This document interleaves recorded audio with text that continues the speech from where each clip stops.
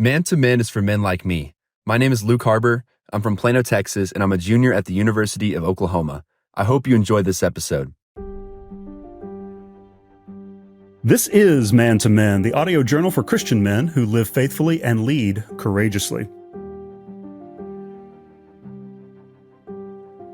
I'm Jared Musgrove with you for an in-depth conversation with a courageous leader, and today we have Professor Nancy Pearcey.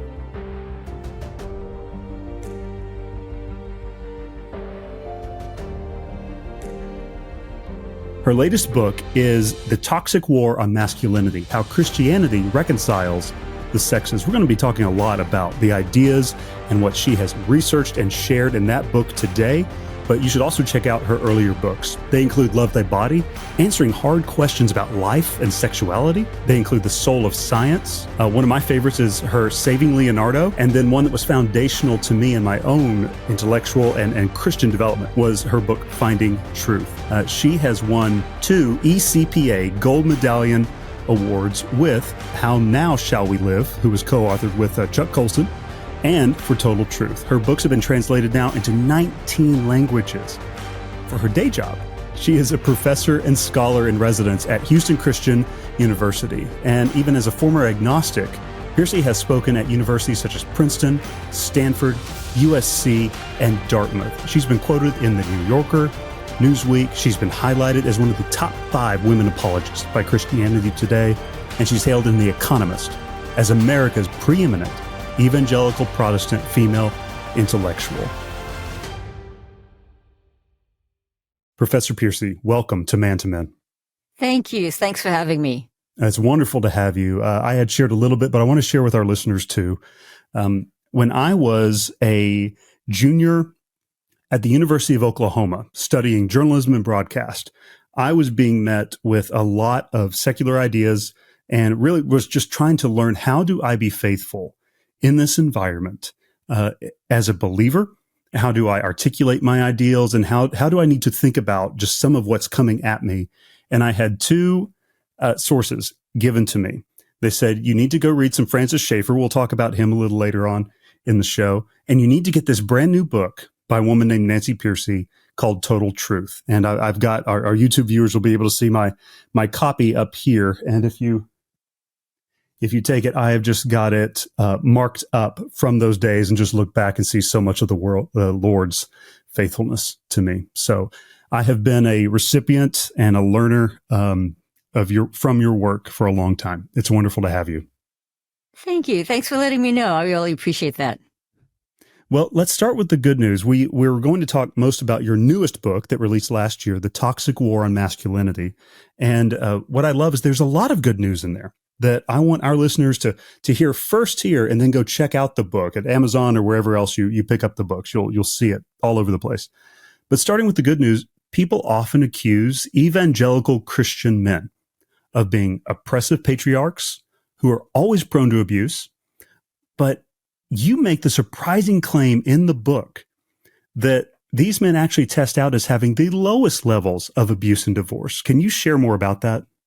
Yes, I was just as surprised as anyone else, I have to tell you, because the media stereotypes are so negative.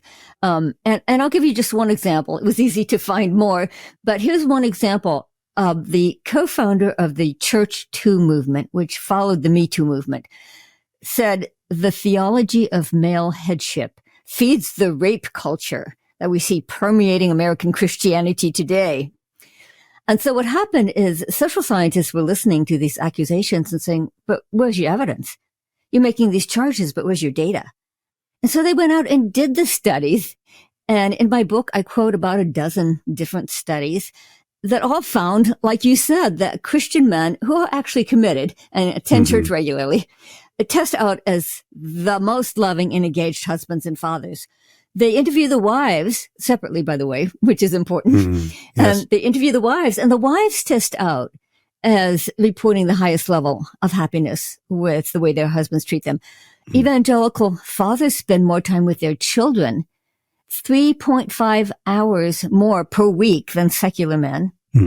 Evangelical couples divorce at a lower rate than the rest of the culture, 35% lower than secular couples. And the biggest surprise is they actually have the lowest rate of domestic abuse and violence of any group in America. Sometimes a quote can kind of crystallize things. So let me give you a quote from the man who did the largest study, is a sociologist at the University of Virginia. And to give you a sense of his stature, he does get published in places like the New York Times. So this is a New York Times article he wrote. Direct quote. He says, "It turns out that the happiest of all wives in America are religious conservatives. Fully 73% of women who hold conservative gender values and attend church regularly with their husbands have high quality marriages." Mm-hmm. So this is not a pep talk from a religious leader. This is solid empirical research. This is data that we should be bringing, both into the churches to encourage Christian men. Yes. And we should be confident about bringing into the public square as well to help counter the negative media stereotypes.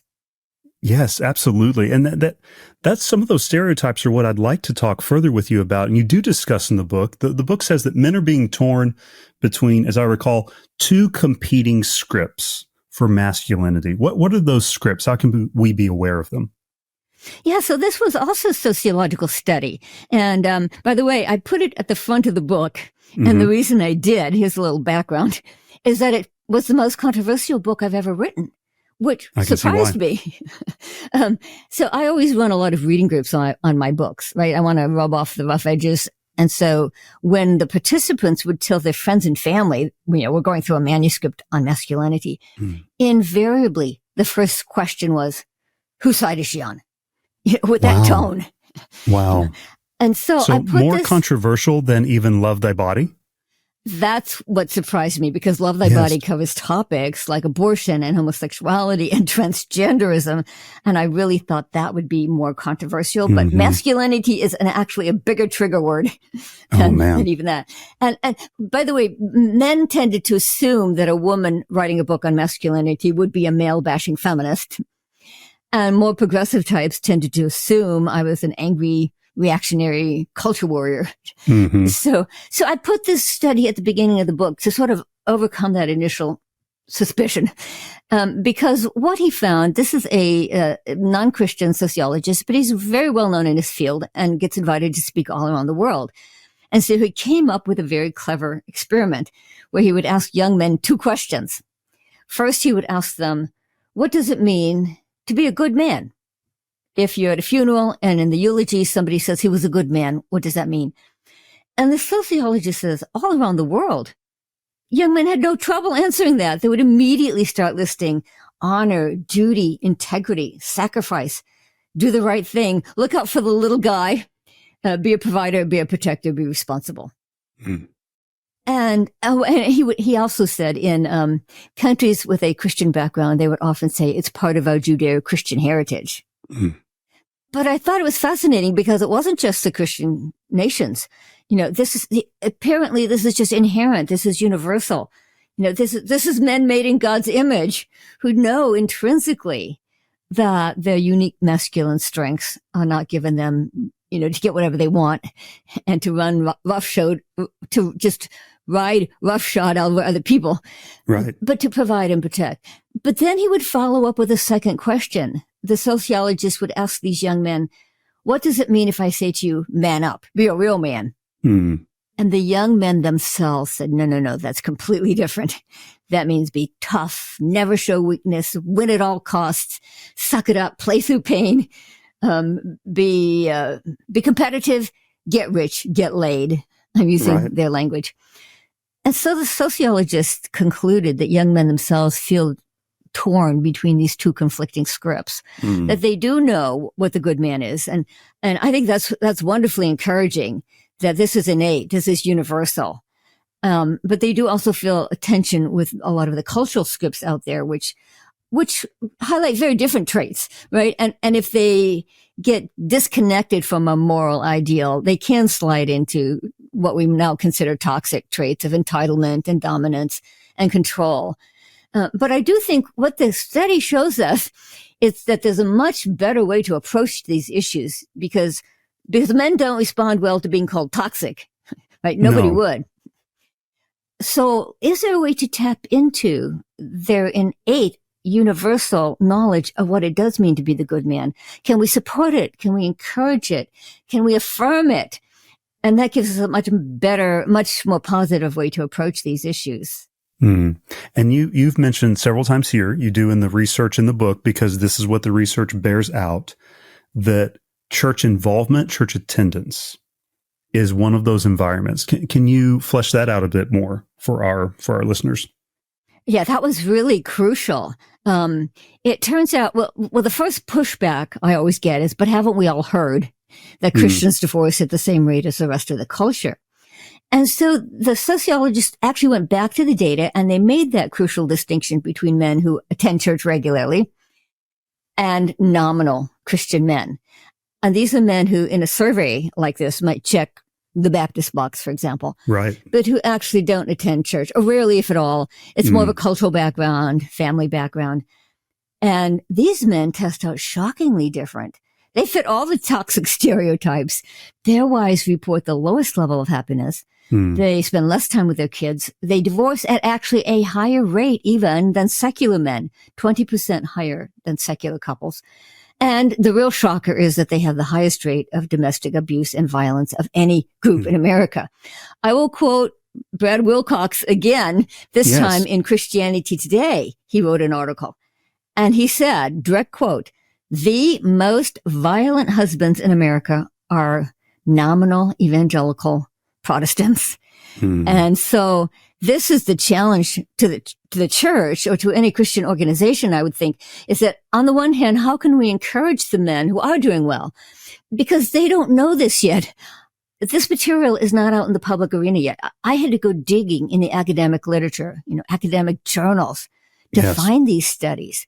So we need to bring them into the church to encourage the men who are doing a good job. But by the way, one of my graduate students works as the head of the women's ministry at a very large Baptist church here in Houston. And she said, on Mother's Day, we hand out flowers and tell the women they're wonderful. On Father's Day, we scold the men and tell them to do better. That's true. And so my book says, stop that. No more scolding. Bring this positive data and say, let them know that they are doing well. So encourage them. But then, on the other hand, how do we have an effective discipleship ministry to these men who are sort of at the fringes, who are identifying as evangelical, but who are using words from the Bible like headship and submission, but not giving them a biblical meaning? They're infusing those words with meaning from the secular world.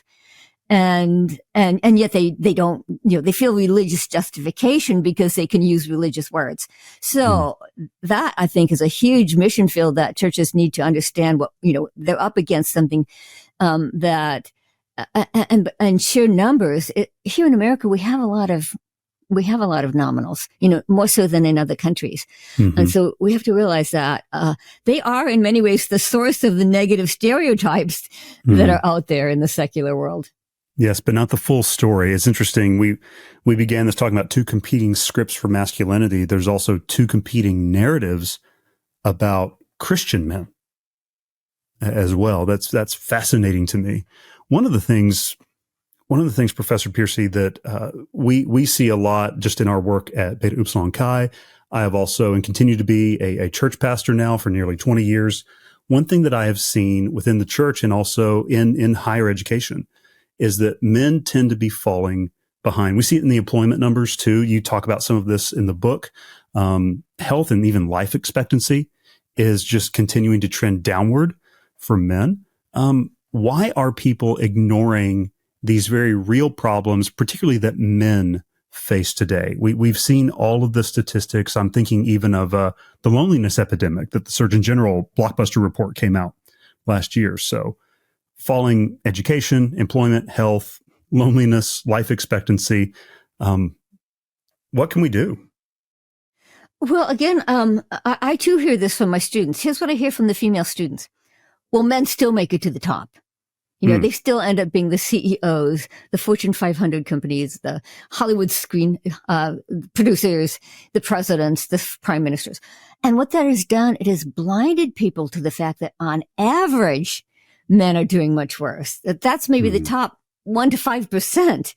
But on average, they're not seeing the fact that boys are falling behind at all levels of education. I mean, there are books out there like Why Boys Fail and The Boy Crisis and The Trouble with Boys. There's been numerous books coming out. Yes, yeah, exactly. But people aren't paying attention to it. And in colleges, the numbers now are average 60% female, 40% male.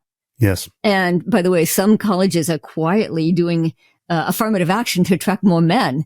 Harvard, for example, is doing that. They don't want to go past 60-40. Like when I started at Houston Christian University, we were 70-30. Small Christian colleges are often even more skewed. So you know what we did? To attract more boys, we started a football team, and that helped. And we started an engineering school to really focus more on the STEM subjects. So, and we brought it now close to 60-40, close to the average. And then, as you mentioned, once you're out of college, men are falling behind on so many levels. By the way, relative to women and relative to where men used to be. So when we're talking about falling behind, we're including things like homelessness, drug addiction, mental illness, unemployment, crime. Gotta mention that because 90% or more of prison inmates are male. And unemployment, like you mentioned, it's not showing up in the normal unemployment statistics because they stopped looking for work. So researchers had to dig deeper. And what they're telling us is that male unemployment is at Great Depression era levels. And that was a shock to me because we remember what a crisis that was. And then, as you mentioned, life expectancy. Women's has stayed the same, but men's has gone down. So that a magazine called The New Scientist did a report on this data, and they said, the largest demographic factor now in early death is being male. So I do think it's time for us to have compassion on men and boys and start asking, are there maybe some programs that we can institute? You realize girls didn't get ahead just on their own. They had massive support. The 1972 Title IX, 1994 Gender Equity Act, billions of dollars were poured into equity workshops and curricula and training materials. And everyone thought, okay, we're going to bring girls up to where boys are. Nobody anticipated the girls would shoot right past them. But that's what's happened. The girls have shot right past them. So now it's like, okay, well, they had the support. They had money, that was, girl affirming curricula and so on. Is it time maybe to look at programs for boys and men and see if we can give them the specialized support that they need? Right. I was reading recently with Richard Reeves' new book.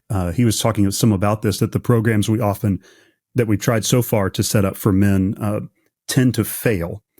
He also talks about the criticisms that we continue to lobby at men instead of encouraging them. So your message is quite different than what I'll speak for my sex, what we tend to receive as far as anywhere, even in the church as well. We have a lot of get better sermons directed toward men. When I told my class I was writing a book on masculinity, one of the male students shot back, "What masculinity? It's been beaten out of us." And I also quote a psychotherapist who writes regularly for the Wall Street Journal. And she said, the young men, especially the young men coming into my practice, feel demoralized and depressed because they feel like they're growing up in a culture that's hostile to masculinity. There was a study done, Pew Research, which is a very large, research company, did a survey, and they found that 46% of American men agree with the statement that these days society seems to punish men just for acting like men. And there was one in Britain that found 55% of men agreed with a similar statement. Something like feminism has made it hard. It's gone too far, has made it too hard for men, and there's now more discrimination against men than against women. 55%. So even if you don't agree with that, you have to acknowledge that that's a lot of people who do think now that men are getting a bad deal. And I'm glad that Richard Reeves, by the way, what's notable about Richard Reeves' book It's the first time a bona fide liberal has taken up this topic. Right. It's been coded conservative as an issue, caring about boys. It shouldn't be, but it's been kind of coded that way. This is a conservative issue. Yes. So Richard Reeves, it took a lot of courage for him. It did. He was told, do not pick up that issue. You will be targeted. But he did. And he was with the Brookings Institution.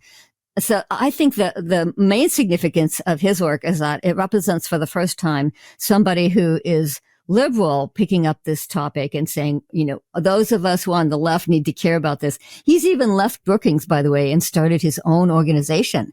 It's called Of Boys and Men, which is the same as the title of his book. Yes. So I got on the mailing list. You probably will want to, because they're going to be doing research on boys and, what are some programs that can help boys and so on. So I'm really glad that that's made it a more culture wide issue that people are paying attention to. Fascinating. Yes. Thank you for that. I think some of the men who are listening in will want to get on that and pick up your book as well as Richard Reeves as well. They're somewhat complementary of each other, even though both of you are coming from different home bases, we'll say. And, you had mentioned earlier too, as you were talking, just some of those constant criticisms that men endure, both outside the church and also within, the criticisms you had to undertake as an author of this book, and even how Richard Reeves was warned that you will be criticized.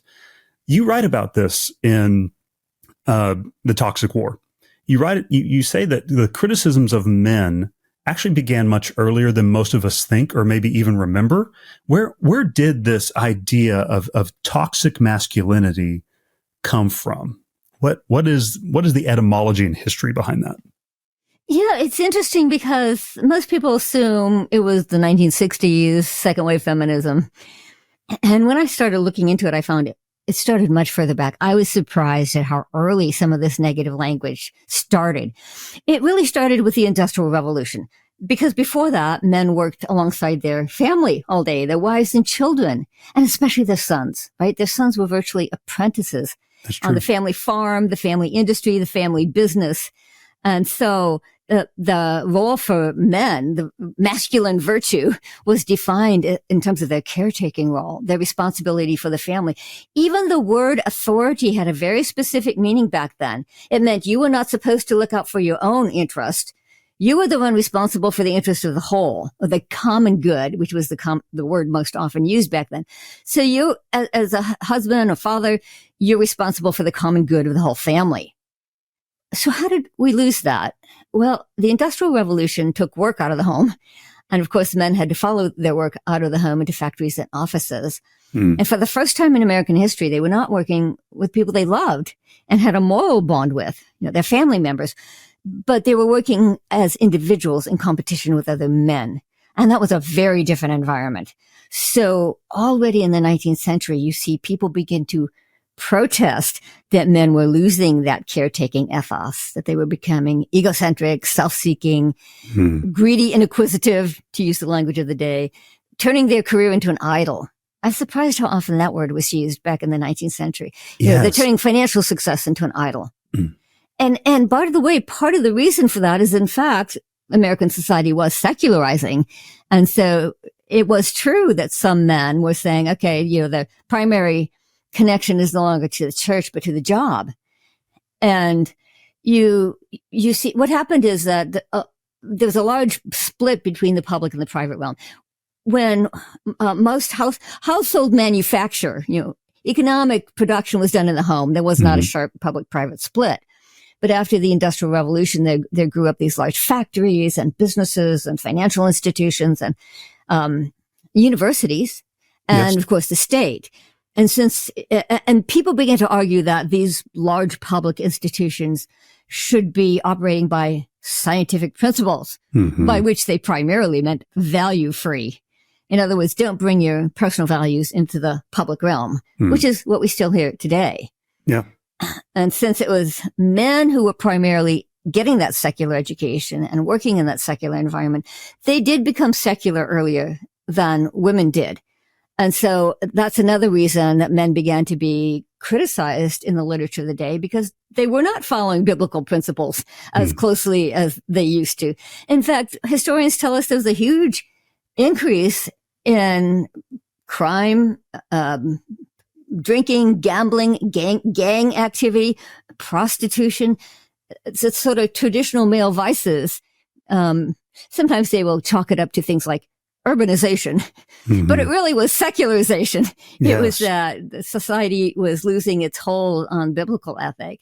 And so a lot of the negative language of the 19th century was in response to the fact that men were becoming more secular. And so, of course, what this means is the solution is twofold: get men back in connection to their families. And so I have a whole chapter on, can we flex the workplace to allow men, more time with their families. And of course, the second one is biblical. Men overcoming the secularization of American society and drawing men back to scripture and to scriptural principles. Yes. I see some of that, not so much the secularization, but the schedulization, I'll call it, of men, even from the church. You're talking about men spending more time with their families. Having served at very large churches for most of my career, that has always been a struggle as far as how much do we want people to add more things to their schedule that kind of split the family, like you go to this study and you go to this youth group and you go to this program. Where are we encouraging families to spend time together as the church? You highlight that very well there. Yeah. What was interesting is the pandemic was a game changer, because a lot of men who went home, worked from home, discovered they liked it. So Yes. there was actually a Harvard University study that's not in the book because it's so recent. But Harvard did a study, and the conclusion was, during the pandemic, 68% of fathers said they got closer to their children, and they don't want to lose that. Wow. They would prefer to keep some sort of hybrid arrangement, or flexible hours or whatever. I have a whole chapter on it. So Yes. I'll just give you anecdotes. It's sort of fun. I'll give you one anecdote. This was one of my graduate students whose husband was an IT professional who came home during the pandemic. And because he was home, he decided he was much more involved with the family's homeschooling. He decided he would be the one to make lunch every day. He could take his kids to soccer practice and choir practice. Man, hero dad. And he picked up so much of the family responsibilities that his wife was able to start a part-time job. And the whole family benefited from the added income. And so, of course, I interviewed him, and he said, our family is so much more balanced now. He said, I am never going back to 40 hours in a cubicle. Wow. And then the final kicker was, he told me, the time I used to spend commuting to work, I now spend praying with my wife. And I thought, that captures it. A story can say more than, 1,000 words. And that captures, I think, our goal is to reconnect fathers with their families, and especially their sons. And by the way, we do have to persuade the corporate world as well. So I have quotes from CEOs saying things like, this is a direct quote, we were always hesitant about remote work, right? People were going to slough off. During the pandemic, our fears were completely exploded. We did not see any drop in productivity. So it's a win-win. It's a win for the families, and it's actually a win for the business world too. I have a CEO who said, when you give fathers time to be better fathers, they make better workers. Something else I wanted to discuss at further length was that American society, and you've mentioned this several times, and it is something that you deal with very much within the book and in your books, that American society is growing more secular. I think we see that even just across the world's society. How does secularization begin and continue to contribute to those negative scripts for masculinity?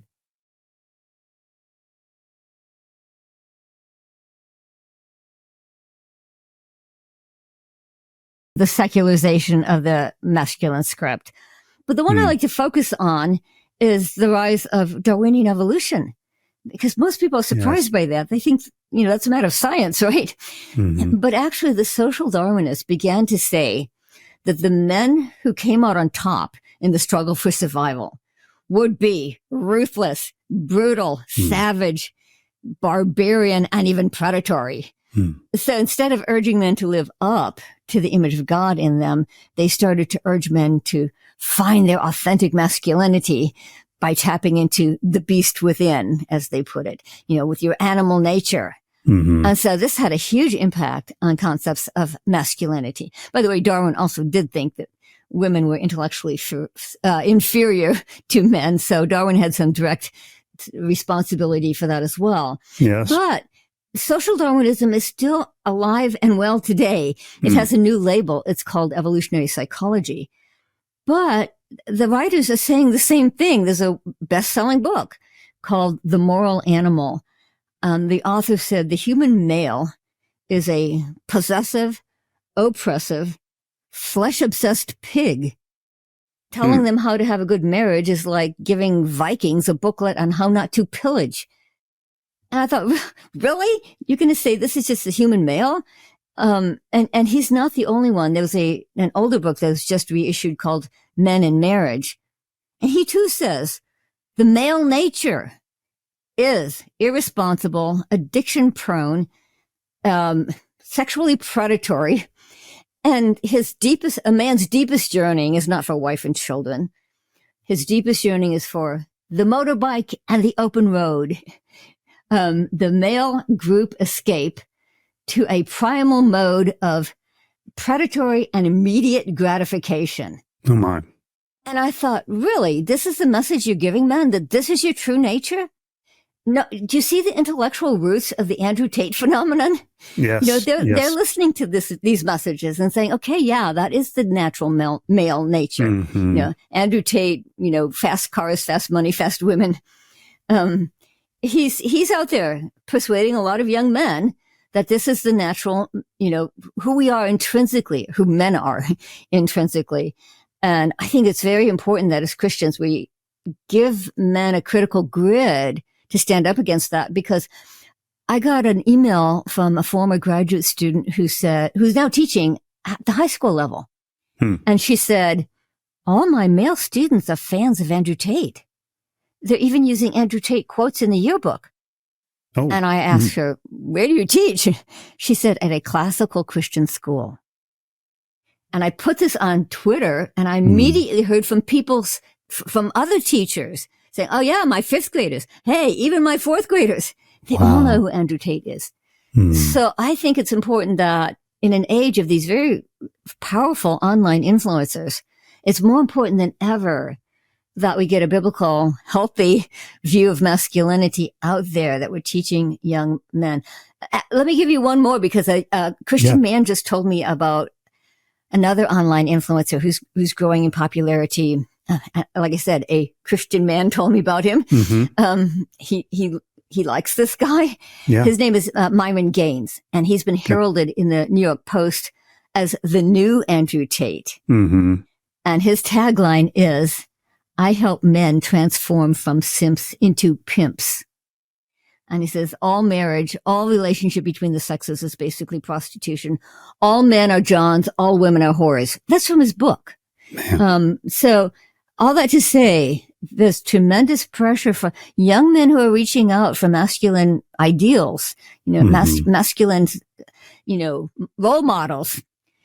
This is what's on offer today. And so the church has really got to get on, get ahead of the game, get ahead of the cultural curve if it wants to help men have a truly biblical understanding of what it means to be a man. No, that's so true. And you even write in the book, and I believe this too, as a pastor and a director of a fraternity and just all of those things, everything I've seen, the long-term strategy for preventing toxic behavior in men that we've talked about to keep us from becoming Andrew Tates is for fathers to invest deeply in their sons. And I would even go so far as a pastor to say even spiritual fathers to invest in spiritual sons. And yet what is often difficult is that the media, and that's a big one, but I'm thinking even just the stories that we tell ourselves, from The Simpsons to Everyone Loves Raven, my generation, is that fathers are incompetent idiots. That, man, we just kind of got to have a family around just to kind of keep him going. You know, I'm thinking Home Improvement as well that I grew up with. Where did that negative image come from as the father is just the incompetent fool of the family? Yeah. So we all know that these negative images are out there, but most of us don't know where they came from. Mm-hmm. And once again, it goes back to the Industrial Revolution, because when fathers had to leave home to work, we're so used to it, but we don't realize what trauma it caused at the time. You know, people felt like the family's been gutted. In the literature of the 19th century. Well, I'll give you one. Parents Magazine, 1942, said the greatest source of domestic sorrow is father absence. It said the father, toils early and late and fails to fulfill his duties to his children. Or another writer of the 19th century said, God is our father. And yet the prototype of the father is out of the home from Sunday to Sunday.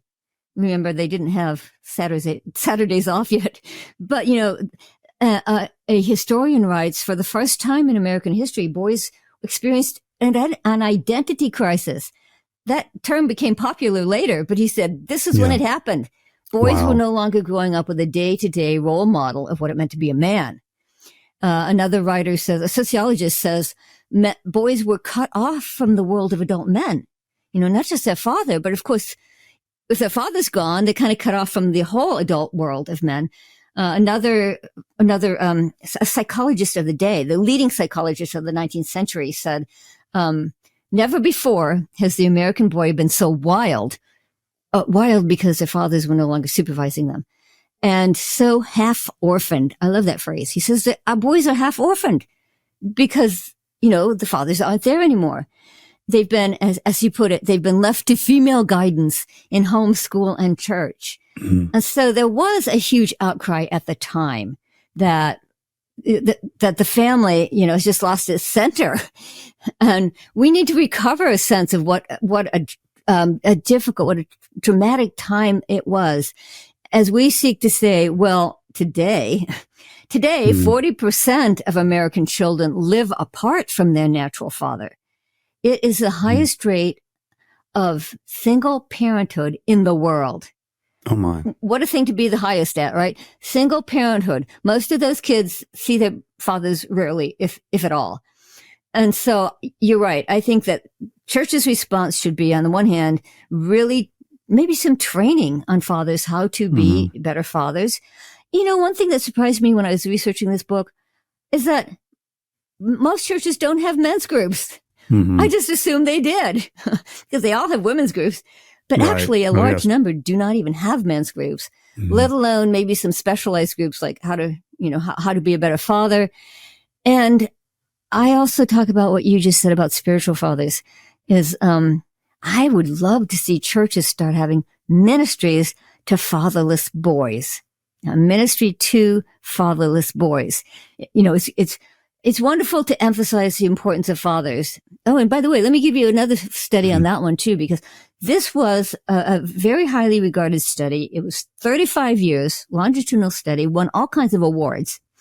And it asked how parents pass on their religious convictions. What makes them successful.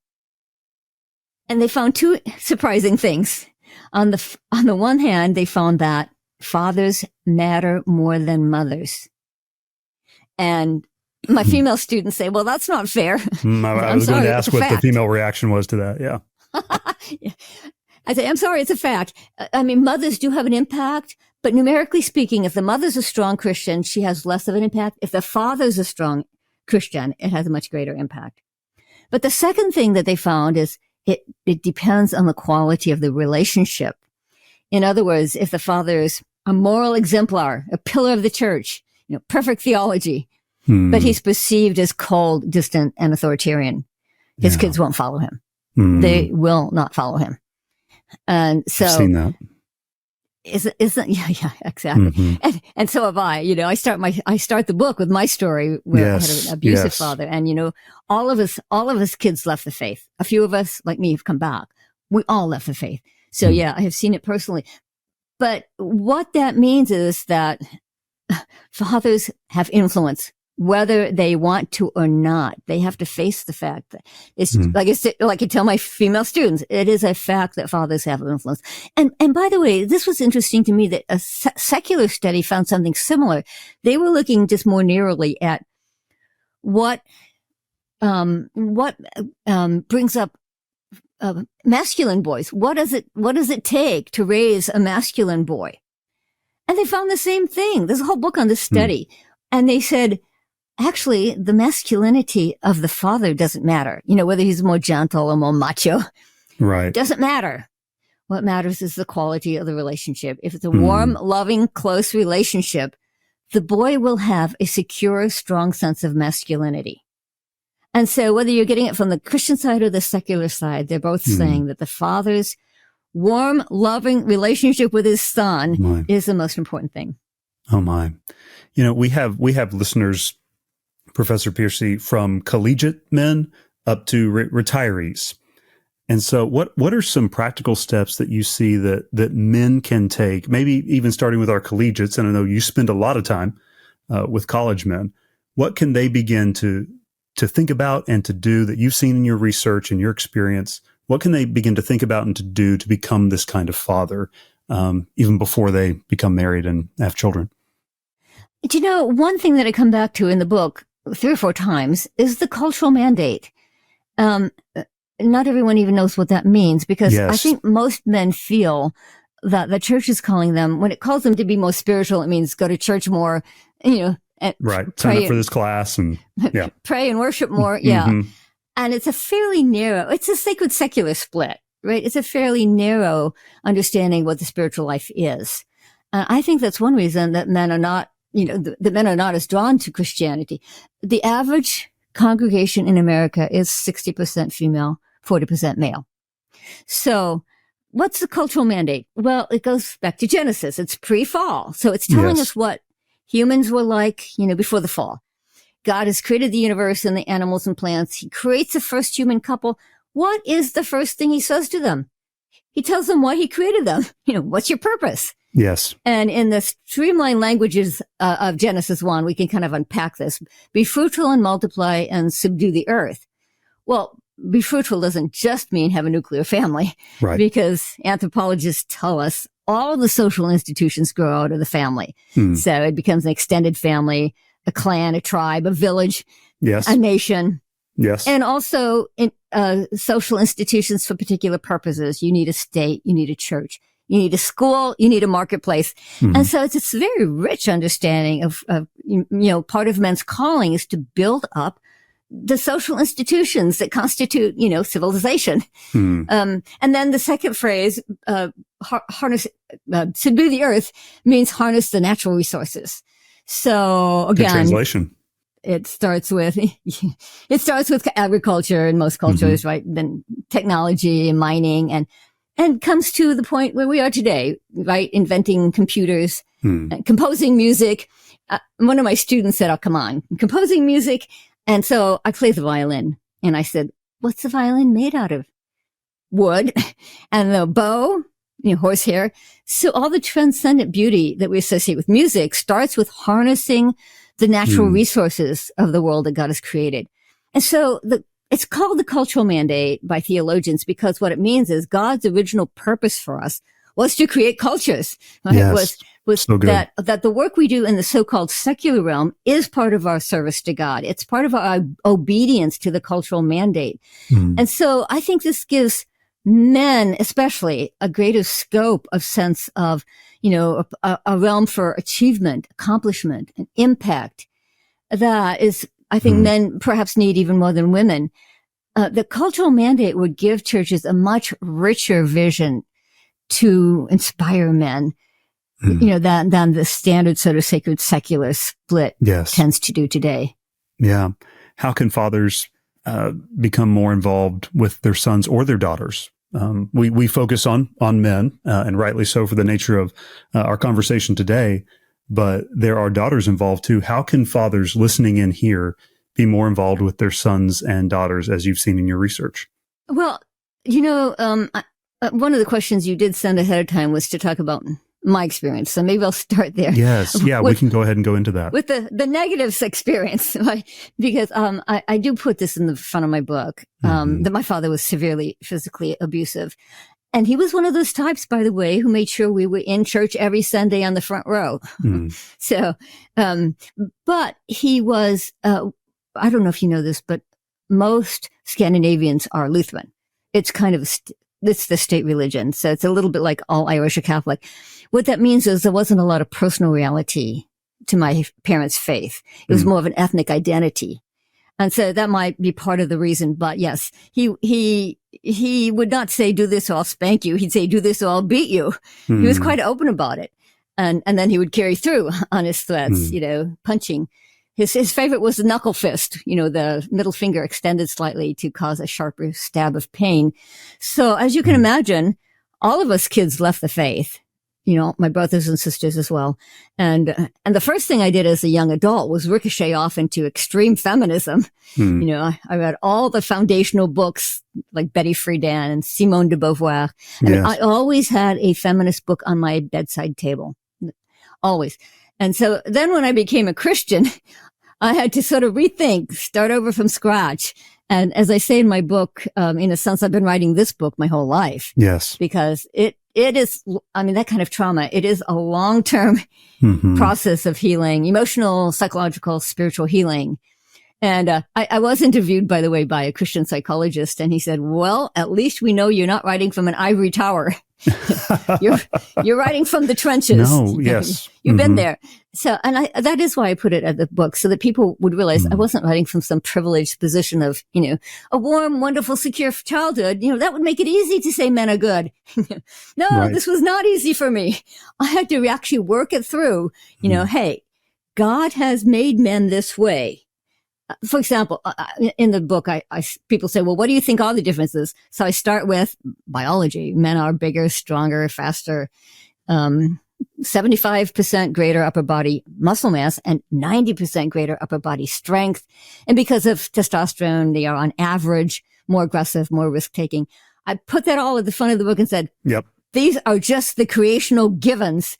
And we have to get to the point where we can say these are good. This is how God created me. See, I couldn't say that before. Just so you know, I had to myself come to the point of saying these are good. If this is how God created men, then we have to affirm these as good. And that's a countercultural statement today. That means standing against the culture. And you were talking about fathers in particular, passing that on to their sons, that it's good to be a boy. There was a book written by a written by a very, very secular psychologist. And she interviewed, it's called Boys and Sex. So you can see a very secular person. But she interviewed boys all around the country, boys and young men. And one of the questions that was very surprising is she said, what do you like about being a boy? What's good about being a boy? The boys could not answer that question. They would say things like, I hear more about what's bad about being a boy. She puts that in the book. And I thought, what a sad commentary on our young men growing up today, that they can't even say, this is what I like about being a boy. This is, these are good qualities. So let's start there. Let's start just helping young men to affirm that masculinity is good. Oh, that's really helpful. And I have to tell you too, Nancy, I was so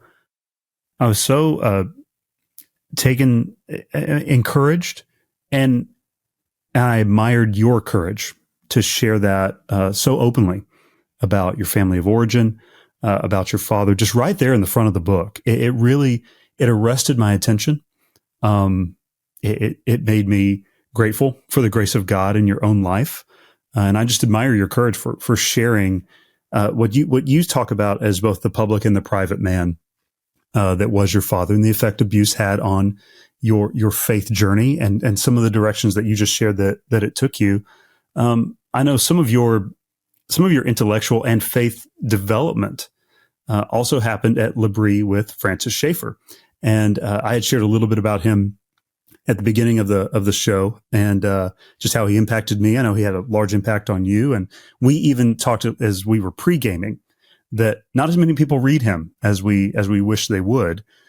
You write often about him and your experience in your books. Would you share with us about this journey to L'Abri, maybe what that is, and Schaeffer's impact on you? Yeah, I really love to talk about it. The older I get, the more thankful I am that God got hold of me. Because, like I said, my parents were not strong Christians. They were more ethnic Lutherans. And so when I became about halfway through high school, I just started asking questions. I'm going to a public high school, right? So all my textbooks are secular, all my teachers are secular. And all I wanted to know really was, how do we know Christianity is true? That was really it. How do we know that Christianity is true? My father was a university professor, and I asked him point blank, why are you a Christian? He said, works for me. I said, that's it? That's all you can give me? One of my uncles, also Lutheran, was a seminary dean, and so I asked him, and all he said was, don't worry, we all have doubts sometimes, like it was a psychological phase. And I came to think, well, it seemed to be a matter of intellectual honesty that if you didn't have good reasons for something, you shouldn't say you believe it. And I clearly was not getting good reasons for Christianity. So about halfway through high school, I very intentionally gave it up, walked away from my religious upbringing and thought, I guess it's up to me to find out what's true. And I really did think, I am now going to survey all the religions and philosophies that are out there and figure out which one is true. And that's how I got into reading about philosophy, by the way. It wasn't some academic interest. It was really this intense personal search. And I realized very quickly that if there was no God, then there is no meaning to life. There is no purpose. You know, we're just on a piece of rock flying through empty space. There's no foundation for ethics. You know, it's just true for me, true for you. I realize there's no even foundation for knowledge. In other words, if all I have is my puny brain in the vast scope of time and space, what makes me think I could have access to some sort of universal, transcendent, objective truth? Ridiculous. So I became a complete skeptic. I was even a determinist. From my science classes, I was taught with just complex biochemical machines, right? Totally influenced by natural laws. So I had absorbed, by the time I graduated from high school, I had absorbed all of these isms, you know, moral relativism and skepticism and determinism. And so I was really prime for a more apologetics approach. And what happened is I went back to Europe. We had lived in Europe when I was a child. And I had saved my money. I saved my money playing in the orchestra, by the way. Speaking of the violin. Your violin, yes. Playing the El Paso Symphony Orchestra, so that I could go back to Europe. And that's how I sort of stumbled across L'Abri, which is the ministry of Francis Schaeffer. And L'Abri is French for the shelter, because it was the French-speaking part of Switzerland. And that's where I first encountered any form of Christian apologetics. I was blown away. I had no idea that Christianity could be supported by good reasons and arguments, and that it had answers to all of the secular isms that I had absorbed by that time. And I have to tell you, it took a year and a half because I left. You know, I was afraid of being drawn in emotionally. And Christianity had let me down once before. So I was not going to go back unless I was intellectually convinced it was true. So I left L'Abri, became convinced just through my own reading, and then went back to L'Abri where I really got sort of grounded in Christian worldview and apologetics. And that's why everything I write, all my teaching has to do with apologetics, because I really have a heart for the young people who have questions like I had. You know, I'd really like to answer their questions and help them to see their way, you know, to accepting Christianity. Oh, well, I mean, I was an early recipient of your work as well. You met, as I shared at the top of the show, Total Truth met me at a very prime time when I was receiving those in a very secular program and still wanting to be faithful. And yet knowing God had called me to this large secular state university and to do this program for him, felt his pleasure in that. And you helped equip me. And I think that is part of what the Lord has used you to do through much of your career. I'm grateful for that. I'm grateful for the ministry of Francis Schaeffer and how the Lord used that in your life as well. If we have men who are listening in, Nancy, and they would like to begin with a study of the history of ideas, or because that's something you do very well too in some of your books, where would they start? where would you say these are places I would point you to go study the history of some of the ideas we've talked about today? Yeah, I do get that question a lot. And I always say start with Lewis and Schaeffer. C.S. Lewis and Francis Schaeffer. They were the top apologists of the 20th century in terms of the sheer number of people who either converted through their work or were brought through a crisis of faith. And so I say, learn from the best. Yes. Figure out what they did. And you know what I tell people? Don't read them just for information. Read them until you start thinking like they did. You start absorbing their thought processes and patterns. So it's a lot deeper than just, read for information. Right. And then I do have a lot of people who say, yeah, but I understand Schaeffer better through your work because I use more contemporary language. Right. But all of my work does build on Francis Schaeffer. His greatest insight was that the concept of truth has been split. And in secular academia, it's called the fact-value split. He didn't use that language because it wasn't around yet. But and the reason he was so focused on this was twofold. One, he said it's the greatest barrier to evangelism today. In most cultures, people thought that there's a natural order and a spiritual order, and that they're connected to one another. They make a coherent whole, and therefore knowledge about reality will be a coherent whole. But after the scientific revolution, many people began to say, no. The only thing that's reliable knowledge is what we know by science. And so, well, in that case, what do you do with moral and spiritual truths? Well, they just decided they weren't truths. They were just personal preference, personal experience, subjective, relativistic. And so you could say the concept of truth was split into these two different domains, the fact realm and what's called the value realm. Schaeffer uses the metaphor of two stories in a building, right? So you can kind of picture it. Yes. The fact realm is in the lowest story where it's objective and, universally valid. Everyone has to accept what science tells us. And then the upper story has been turned into a realm. Today it's postmodern, right? It's whatever is meaningful to you, whatever gives you a sense of purpose in life and so on. But you have to realize that it's totally relativistic. Well, the reason he said this is the biggest barrier to evangelism is because if we talk about Christianity, we intend to make an objective truth claim. People no longer hear it as an objective truth claim because they have this split view of truth in their mind, even though they don't know it. The fact value split, they immediately, unreflectively, a knee-jerk reaction, they toss it into the value realm where they say, oh, you're telling me what's, gives your life meaning. Oh, well, that's nice for you. But they don't even hear it as an objective truth claim. Like, no, I'm talking about reality. I'm not just talking about what gets me through the night.